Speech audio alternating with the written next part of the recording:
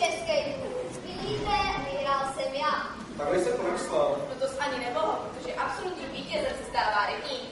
Ale ne, vy mi nerozumíte, já nevím, jak to říct. Tak už se nestyď a řekni, že šampionem se stal les.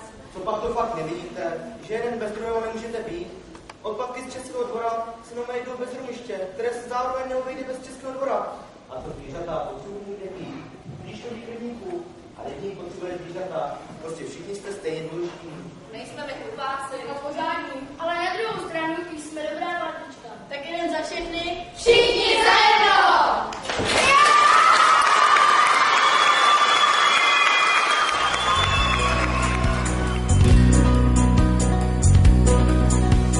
Když komáři večer bzučí, tak své děti mluvit učí. Vypráví komáří řečí, jak se nemoc smíchem léčí. A potom hopsají, skákají, tleskají, nožičky na špičky do vzduchu zvedají, kydílky kmitají, když letí po kraji a další spěchají, že si to pohrají.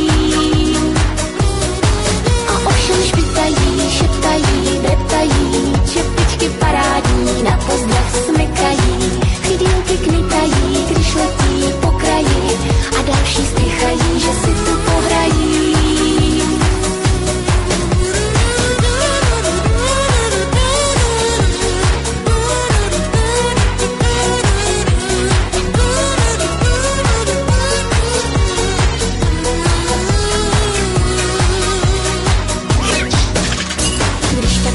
Veselí se, do kolečka otáčí se, pak pro malé komáříčky vyhrávají na housličky.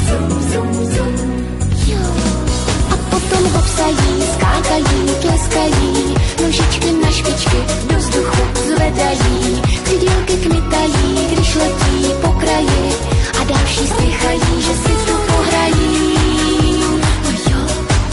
Ovšem špitají, šeptají, dreptají, čepičky parádní na pozdrav smykají, chydílky kmitají, když letí po kraji a další spěchají, že si tu pohrají.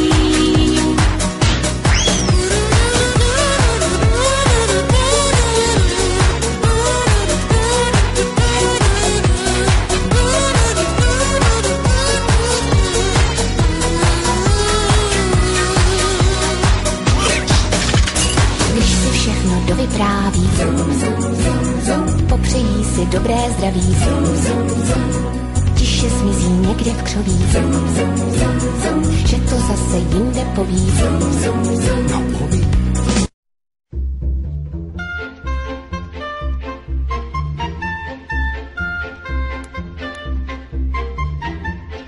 Šatku na stranu a do klopy kvítí, s Bohem, panenko, já už musím